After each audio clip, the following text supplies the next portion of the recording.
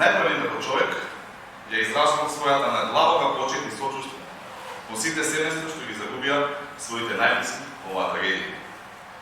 Но како пратеник имам опаска да проговорам за начинот на кој СДСМ се обидува да ја злоупотреби болката на тие семејства за дневно политички цели.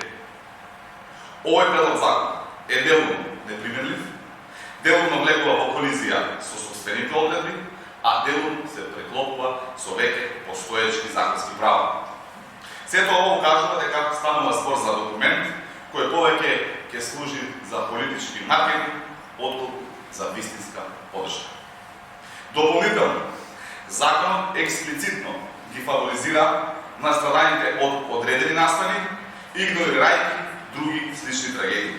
Со тоа се воспоставува опасен преседан, правата да се темелат на конкретен настав, наместо да се воспостави универзален и праведен систем за сите жртви на несреќи или катастрофи, што го нарушува уставното начало за еднаквост на граѓаните пред законите. Предвидува финансиски надоместоци, но нема никаква анализа за бројот на корисници, ниту е наведен извор за финансирање од соодветна програма од буџетот. Ова е особено проблематично ако се земе предвид дека со членот 25 законот се проширува и на претходни трагедии. Предвидените права дублираат веќе постоечки закони во Република Македонија, како што се Законот за социјална заштита, Законот за здравствено осигурување, законите за основно и средно високо образование и други акти без обид за нивно проширување или напредок.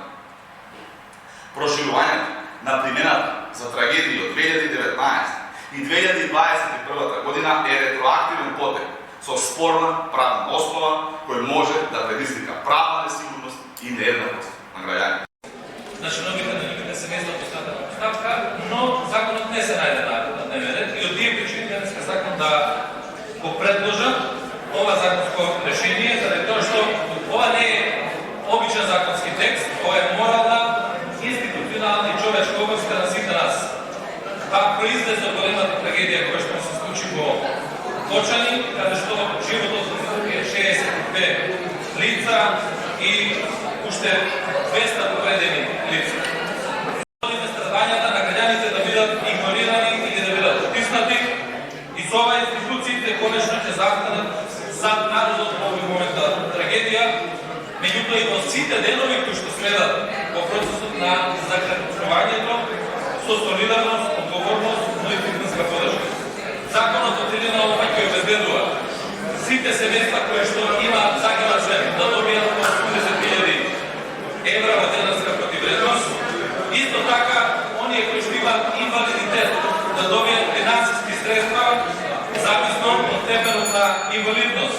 100% инвалидитет 5 милиони денари, 50% 4 милиони 100, 80% 3 милиони 700, 70% инвалидитет 3 милиони 100, 60% 2 милиони 800, 50% 2 милиони 500, 40% инвалидитет 2 милиони 200, 30% инвалидитет милиони 500 и 20% милиони 200. Исто така, со законот се предвидува да се добие посебен начин на една брза, лента, здравствени услуги кои што им се потребни и за лекување, меѓутоа и за рехабилитација подоцна и да покажеме дека сме тука и дека граѓаните имаат на кого да се потпрат. Благодарам.